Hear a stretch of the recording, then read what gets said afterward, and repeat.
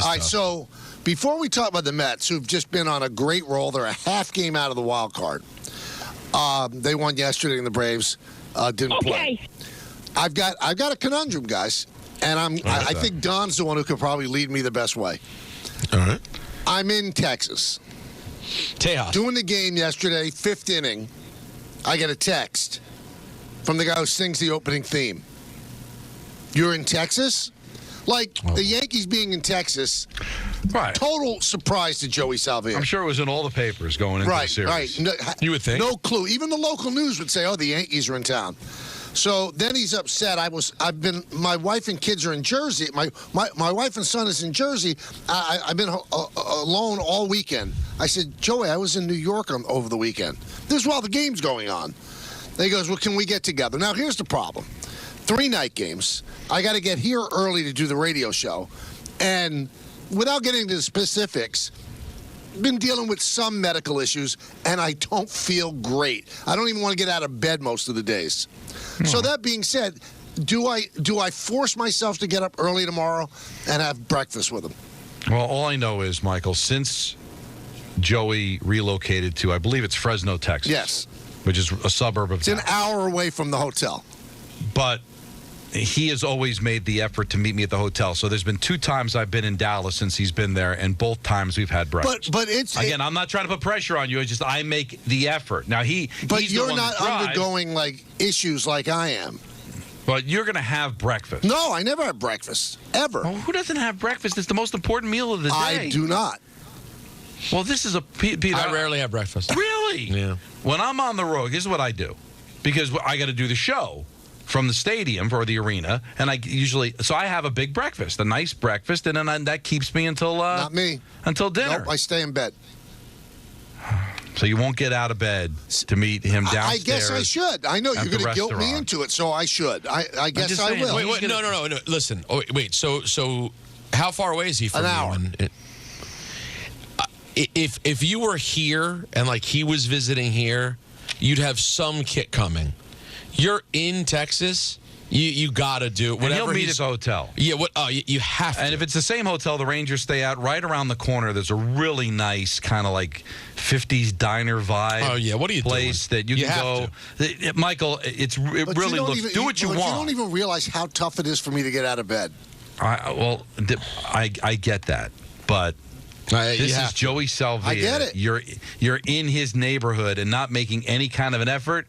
It looks bad. Now, if you want to look bad, then fine. Yeah, but you don't have to feel bad. You're comparing me to you, and everybody knows you're a much better person than I am. Well, if you're willing to take the L, then do what you want. Okay, good. But I'm just telling you, it's hard for you not to take the L here. He's going to take the hour drive. You're in his neighborhood. It's breakfast.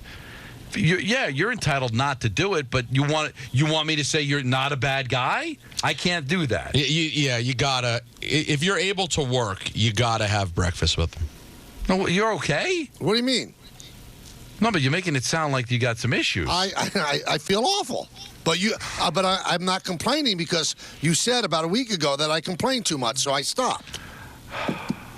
I knew that was going to be a mistake the second I No, we were laying stuff out on the table, and I was just saying that we all complain a little bit too much. Well, you say that I complain too much, so I stopped. I'm but suffering not if you're in silence. legitimately ill. But you don't know. You never think I'm legitimately ill. Well, the fact you just can't roll downstairs and have a pancake with your buddy who really helped this show out for a decade. Did he really? There was a time. I think so. There was a time, Michael, where he was all we had. But doesn't it tell you something? I mean, he's like the precursor to Peter. The Yankees are in town, and he didn't know it till the 5th inning of Game 1. He's not a sports but guy. he was on a sports show.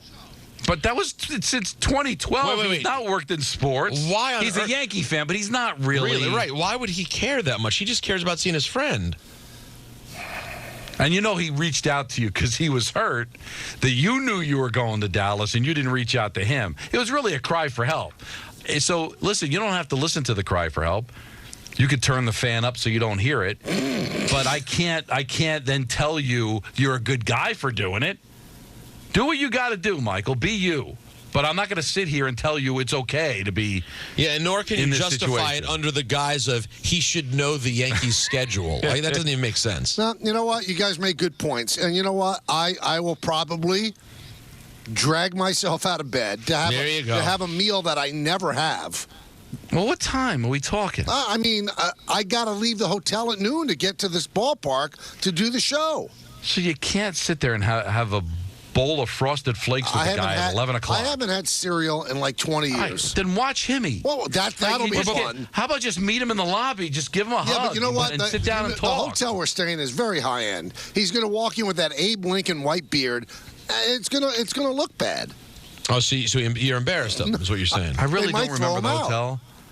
But I'm sure the Rangers stay at the same hotel or one just like it. And Joey waltzed right in, not an issue. Did he have that hideous beard?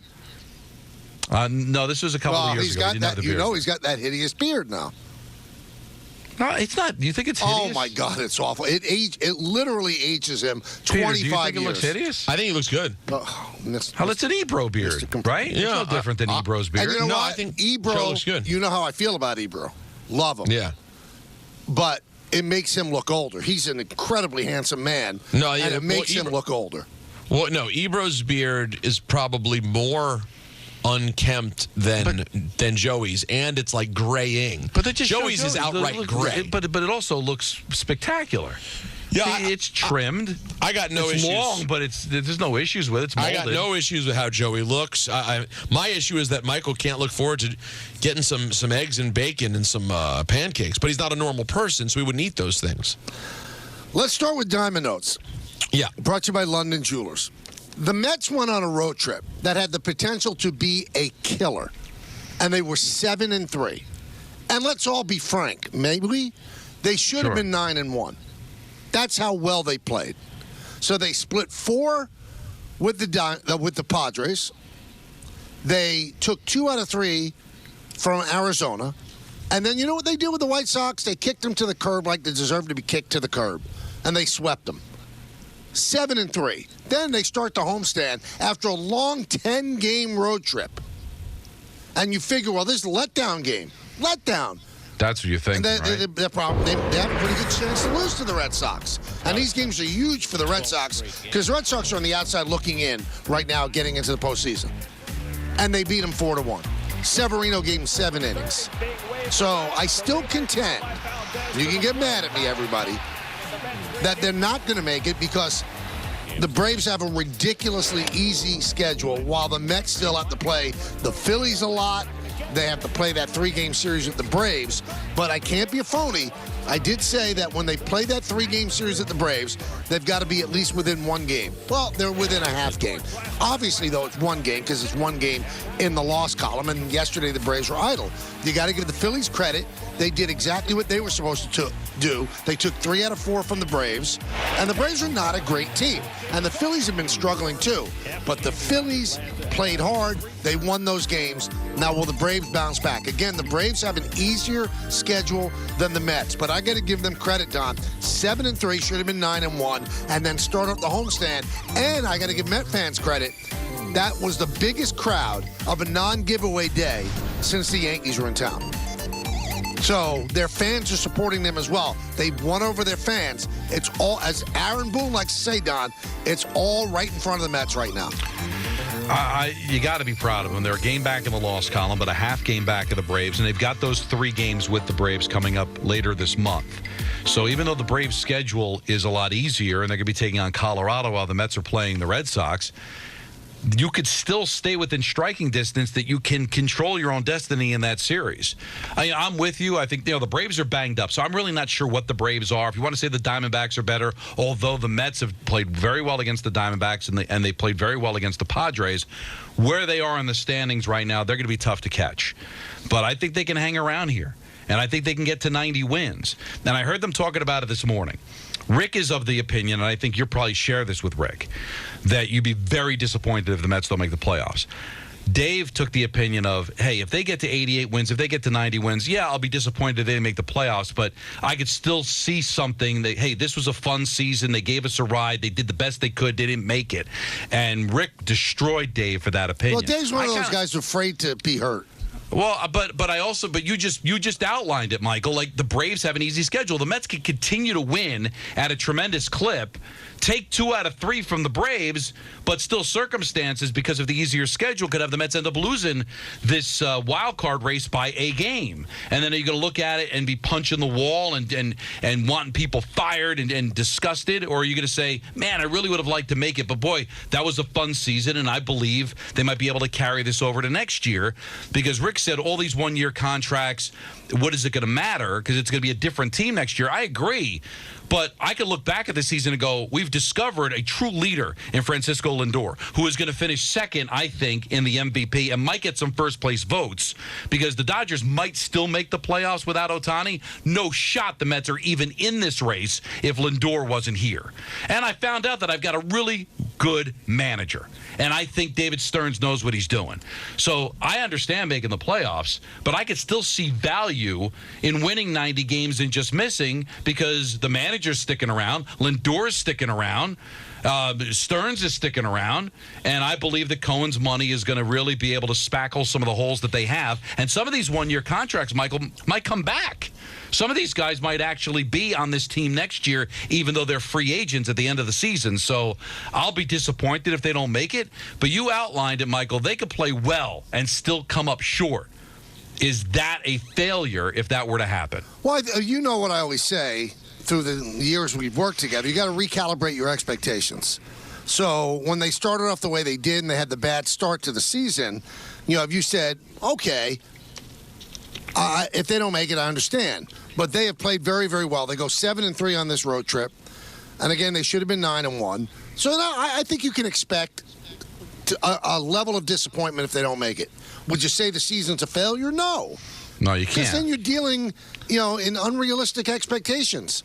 Even though you recalibrate, this team was a reset year. Well, it was. They didn't sign anybody except for these one-year deals. It's a reset year, and they're contending in September, which was what Wilpon always wanted. I think the only way you end up disappointed with this team is if at the end of the season they're close and they fall apart. See, that's a good point. If they continue to play like this and come up short, how could you be mad at that? Well, the thing that you really get disappointed, to expand on your point, Peter, is if they lose all 3 to the Braves. If they get braved again, which they've been doing throughout time in history. If the Braves get them again in that 3-game set where they're set and all they have to do is take 2 out of 3 and they make the playoffs, and then the Braves do to them what they did to Buck's team, then you could really be devastated. Because look at where we were just last week, Michael. They were 4 games out with 29 to play, and we're like, oh, it's falling apart. Looks like it's not going to happen, and they chipped away. They did what they had to do. They took that Diamondback series. They swept the White Sox like they were supposed to do, and they've taken the first game against the Red Sox. Now they've got it down to a half a game. So they were able to make that major move. Now we'll see. It's going to be tough. Red Sox are still playing for something, but then you got the Reds, so that you should be able to take care of business there. I can't control what the Braves do against the Rockies. Right, I wouldn't expect the Rockies to win that series, but you could hope. But what win total do you think it's going to take, Michael? So what are they at now? They're 74 and 64. I would say this year 74. And they have how many games remaining? 24. I think they've got to win 16 of the 24. All right, so you're going to get 89 to 90. To 90. That's 16-8. Right. So if this team, the way they're playing, if they go 16-8 to close out the season, other than getting swept by the Braves, if they go 16-8, win 90 games, and the Braves win 91, I don't know how you can. Okay, but how about if they're 16-5? And they lose the 3 games to the Braves. Then you could rip them. Because if you can't beat the Braves this year, Don, when can you beat the Braves? Oh, listen, I get it. But there's also a scenario where they can take care of business against the Braves and then get swept in Milwaukee when the Brewers aren't playing anybody because they've already clinched the division and you're kicking yourself. I need to see what it looks like. Obviously, if they get swept by the Braves and win 90 games, you're going to say, boy, they had it right there. But, again, you need to see how that goes and how it works out. Hey, Michael, they might get Senga back. I mean, who knows what they're going to do by the time they go face the Braves or the or the Brewers at the end of the seaon, or will they have him if they do make the postseason? So certainly expectations change. So it's hard to just put a number, go 16-8, because like you said, you go 16-8 but get swept by the Braves. That's a disappointing 16-8. But what if you go 16-8, take 2 out of 3 from the Braves, but the Braves go on a major toot outside of those 3 games against the Mets? It would hurt less. And it would still hurt. 92 wins and you still lose out. I need to see what it looks like. But right now they're playing tremendous ball. That was a heck of a road trip they had to go on. By the way, their second West Coast trip in a month. Which should have been a killer. You look at the August they had, absolutely. And the August that the Yankees had. I think the Yankees were 14-12, and they played bad teams in August. They had an opportunity to run away with the East, and they didn't. The Mets had an opportunity to go away and hide and never be heard from again. Those were killer road trips, especially the makeup game in St. Louis. And for them to come out of August, now a half game. They started this last road trip, Don, 2 games back of the Braves. They picked up a game and a half. And the Braves didn't even play poorly during that time. No, they didn't. And again, they're banged up, but they still find ways to win. The Braves be braving. That's just kind of what they do, and we'll see if the Mets can kind of overcome that. You brought up the Yankees, Michael, and the Mets are only 6 back of the Yankees. I mean, it's amazing. They're only 6 games different for all the problems and the roller coaster that the Mets been on, and the Yankees being very average at times during the course of this span. They're not really that far apart. As far as record's concerned, Yankees have 80 wins, the Mets have 74. Well, the thing that really stinks for the Mets is that when you looked at the wild card the last couple of years, it usually took 87 to get in. I know. And now it's going to be more. I think it's going to be 90. If it was 87, I think the Mets are in, but it's going to be 90. Can they get to 90? Can they go 16-8? 16-8 is a 667 winning percentage. That's hard. No, it's hard. You're right. And that means that they're going to have to really play the way they've been playing. I mean, they're playing at that kind of clip now, but you're not taking on the White Sox and you're not taking on teams like the Rockies the way they did. I'm trying to punch up their schedule. I know they got the Reds coming up. They close out the season with the 3 in Atlanta and the 3 in Milwaukee. They've got a 4-game series with the Phillies. They got the Reds before that Braves series. Blue Jays. The Blue Jays. That's obviously a little bit of a. So here, after the day off on Thursday, after they finish up the series with the Red Sox, they've got 3 at home against the Reds, then 3 in Toronto. Then they've got a 3-game series in Philly, 3 at home against Washington, 4 at home against Philly, and then they close out the season. So 7 games 6 on the road. 7 games against the Phils. 7 games against the Phillies, yes. Now, if the Braves keep winning, Michael, I mean, they may not clinch the division yet, but maybe by that second series and that home series, that 4-game series at home, maybe Philadelphia has it wrapped up. But you got to take care of business against the Nationals. You got to take care of business against the Reds. You hope that maybe because Milwaukee will have everything sewn up, take care of business there, and then the 3 games in Toronto. So it's not a tough. It's a tough schedule because they've got all those games against Philadelphia and Milwaukee, who are a first-place team. But, again, by the time they play Philadelphia at Citi Field, by the time they play the last 3 games of the season against Milwaukee, is it going to matter how good those teams are? It's going to be fun. They're giving you a fun September. The Yankees, they're giving you a nail-biting September. We'll talk about that, the move not to call up Dominguez, all of that. Take your phone calls.